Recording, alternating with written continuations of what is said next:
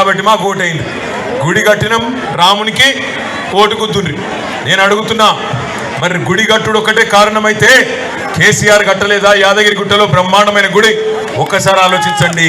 4 ఏళ్ల కిందటే యాదగిరి గుట్టలో అద్భుతంగా 1000 ఏళ్లు నిలబడే విధంగా కేసీఆర్ గారు గుడి కట్టిండు. గుడి మాత్రమే కాదు, కేసీఆర్ గారు ఆధునిక దేవాలయాలు కట్టిండు. కాళేశ్వరం లాంటి ప్రాజెక్టులు కట్టి నెర్రెలు వారిన మన నేలలకు నీళ్లు తెచ్చిండు. మన రైతులకు రైతు బంధు ఇచ్చిండు. 24 గంటల కరెంట్ ఇచ్చిండు. బ్రహ్మాండంగా ఎవరు చావకుండా చూసుకున్నాడు. మా హుజురాబాద్లో, జమ్మికుంటలో, కమలాపూర్లో ఉండే నేతన్నలు ఆలోచన చేయాల. చేనేత మీద పన్ను వేసిన, GST 5% విధించిన మొట్టమొదటి ప్రధానమంత్రి Narendra Modi. All India handloom board రద్దు చేసిండు, పవర్లూమ్ బోర్డు రద్దు చేసిండు. ఏ ఒక్క పని రైతుల కోసం కానీ నేతన్నల కోసం కానీ చేయలే. కానీ ఇలా సిగ్గు లేకుండా మళ్ళీ వచ్చి గుడి కట్టినాం, ఓట్లేయండి. గుడులు మనం కూడా కట్టినాం, ఆధునిక గుడులు కట్టినాం.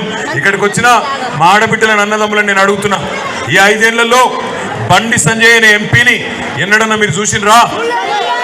ఎన్నడన్నా చూసినరా? టీవీలో చూసుడు కాదు, నిజంగా చూసినరా? ఎన్నడూ ఎవరికి కనవాళ్లే. 5 ఏళ్ళు ఎంపీగా గెలిచినాడు. ఏం చేయాలి? అన్ని మండలాలు పోవాలి, పట్టణాలు పోవాలి, జెడ్పీ మీటింగ్ అటెండ్ కావాలి, మండల మీటింగ్ అటెండ్ కావాలి, అదేవిధంగా మున్సిపల్ మీటింగ్ అటెండ్ కావాలి, అన్ని సమావేశాలు హాజరు కావాలి. వినోద్ అన్న 2014 నుంచి 19 వరకు ఎంపీ ఉండే. ఆనాడు అన్ని జెడ్పీ మీటింగ్లకు పోయిండు, అన్ని మండల మీటింగ్లకు పోయిండు. ప్రజల తరపున పార్లమెంటులో గలం ఎత్తిండు. అట్లాంటోడు ఎంపీ ఉండాలి తప్ప ఇక్కడ గాలి తిరుగుకుంటా, ముస్లింలను తిట్టుకుంటా, హిందూ అనుకుంటా, కేవలం మత పిచ్చి మాత్రం తప్ప ఒక్క బుడ్డ పైసా పనికిరానోడు మనకు పార్లమెంట్ సభ్యుడిగా ఉండు అవసరమా? 5 ఏళ్లలో హుజురాబాద్ గల్లీలో కనబడలేదు. పోనీ ఢిల్లీలో ఉన్నాడు అంటే ఢిల్లీలో కూడా పత్తలేడు. యాడున్నాడు రాబోయ్ అంటే